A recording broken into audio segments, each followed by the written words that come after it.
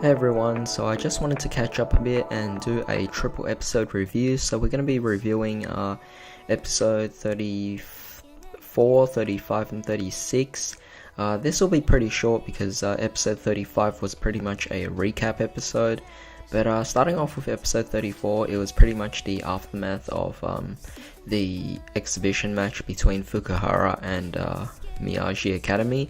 So pretty cool to see the aftermath of that. What was important was actually the fight between Tetsu and Ibuki here, because you can see that Ibuki is going to be the main villain of this particular arc, I'm assuming, but with the way things are going, he doesn't seem to have a particular goal in mind, and because of that, he is kind of like one of those stale villains where it's like he's not a boring villain or anything, it's more so he just doesn't do anything and he doesn't have a goal, but it's more so he's a problem because he is affecting people out there, and as a result the so-called good guys will have to try and stop Ibuki here. So it's going to be interesting to see how that plays out, but with that episode, seeing that he can sever connections between units and their so-called respective players,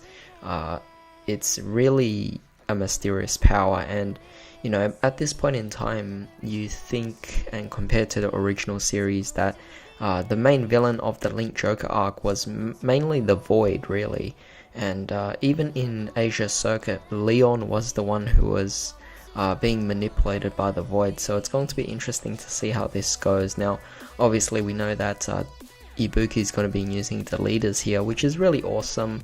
It just means that we won't get a movie, so we don't actually get to see too much about the leaders going on with their whole skills and everything like that, but we do know that they do have the power to delete, and it works the same way as any lock or any Link Joker deck would, so it's good to see that.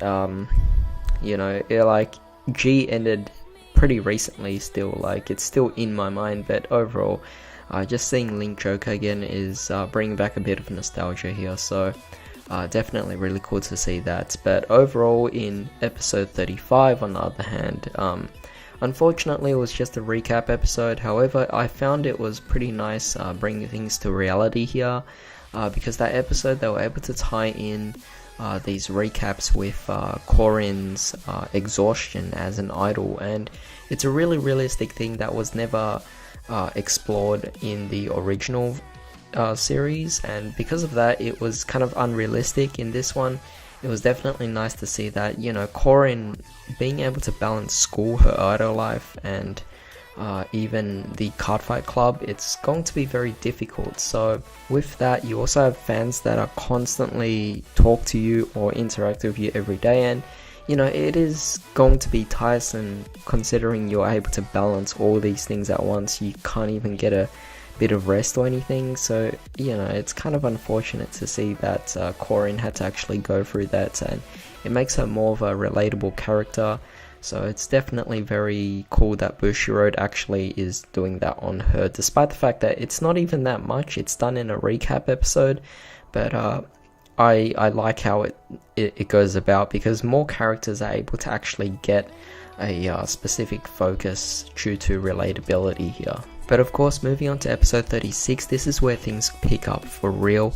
We basically have Concept Master Takudo here taking on Ibuki, and it's interesting because Takudo is actually the one intervening, which is going to be, you know, it was the main thing in the original series as well, but it wasn't particularly explained until the G series, where Takudo is not supposed to technically intervene in all these businesses. He's meant to just watch all these things, but in this we get a bit of backstory about how Takudo is the one who's passed down the whole line of being Concept Master from his father, and we even got a small clip of Gnome Tatsunagi as well, so that was pretty cool. But obviously with Takudo, you know, he bears that responsibility, and he's choosing to actually intervene in all these businesses here. So inviting Ibuki and actually getting a fight, I think that was kind of a big mistake for him. It's a great way to show, because you have, I mean, this was a pretty significant fight. You have technically a master here, which is a really big deal. He's kind of like the head who's going to be orchestrating everything, and you're also taking the supposed or suspected main villain of this particular arc, and yeah, it's just really cool. But obviously we can see that even from here, based on the original movie as well, we can see that Ibuki is obviously being manipulated by someone, and in this particular card fight we are actually revealed that it is Destiny Conductor, which is going to be very interesting here. It's not the Void, but that could actually be what the Void is called here in this particular case, known as the Destiny Conductor. But we'll definitely have to see more details about that. We didn't get to see much of it, but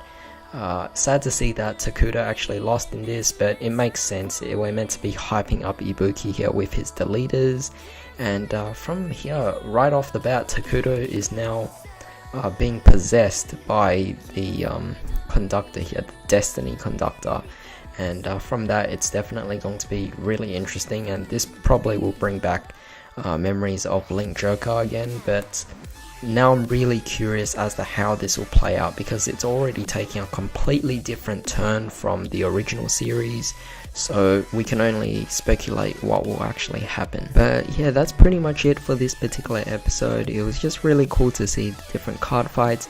It's also really cool to see a bit of backstory for Suiko, Korin and Rekka as well, about how they were actually brought in by Takuto to serve him and everything like that.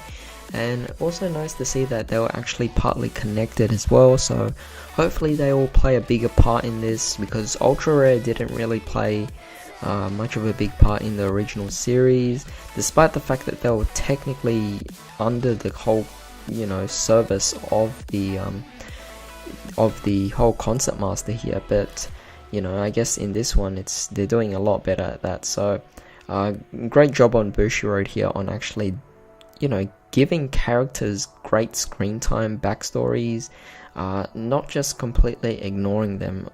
So yeah, definitely nice here. But that's pretty much all I have to say about this. So tell me what you guys actually thought about these episodes, and tell me what you actually might think would happen, of course without spoiling. If you've seen the manga already, then you know, don't comment down below what actually happens. But if you haven't, then be sure to actually theorize what actually happens. But in the meantime, hope you guys enjoyed this, and hope you guys have a great day. I'll see you next time.